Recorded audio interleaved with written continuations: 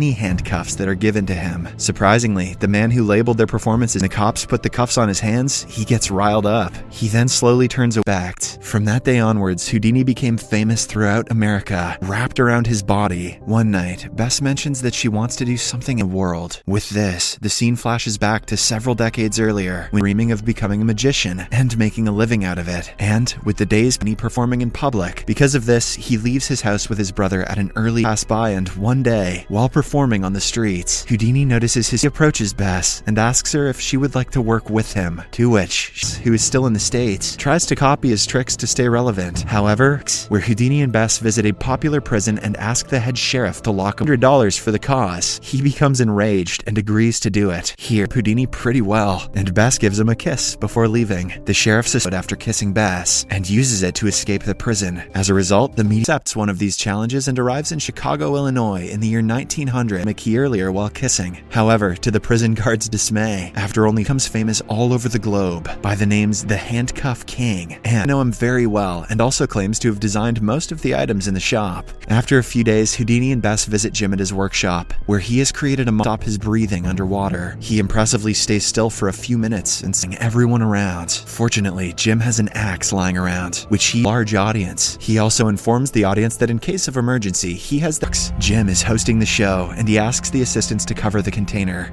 And when he turns back, he is revealed to be none other than Houdini. The director of the U.S. Secret Service begins investigating him. They believe Melville, the head of the British Secret Service, MI5. William, acting on the plan, Houdini heads to Germany and performs for the great Kaiser William's officers, and provides him with some secret information that he overheard while being obtaining Russian grammar, setting him up for the next mission. A few days later, he plays a game where he will fulfill their wishes. He makes them write down their wishes, but Houdini, being Houdini, uses magic to create a small rope out their heads to pay their respects. I'm sure Houdini would have preferred money, but work, and also inquires about how he was able to ring the Kremlin bell. Houdini Jim, who was watching from afar, shot the Kremlin bell with his sniper, where Houdini is performing a new trick in front of the audience and the German ambassador in the safe, but inside the ambassador's office, trying to find some important. And to make matters worse, the ambassador notices the safe slightly safe before, but with time running out, he remembers that he is Harry. Ambassador locked it, and with only a few minutes remaining, he successfully opens for Bess. Meanwhile, Houdini meets up with William and hands him the documents before he confronts Houdini after the show and states that he only cares about entertaining the audience. He can't escape is the doghouse. One day, Houdini and Jim are watching a night. Houdini returns home and again argues with Bess. The latter urges Houdini a glass filled with ice and decides to use it in his next trick for his next stunt. A few days later, Houdini can be seen standing on the after Houdini jumps. Bess gets frightened and anxious, but to her and every performance is over, Houdini is swept away by the water currents. He struggles, seeing her husband risking his life to the bits every time he performs his stunts.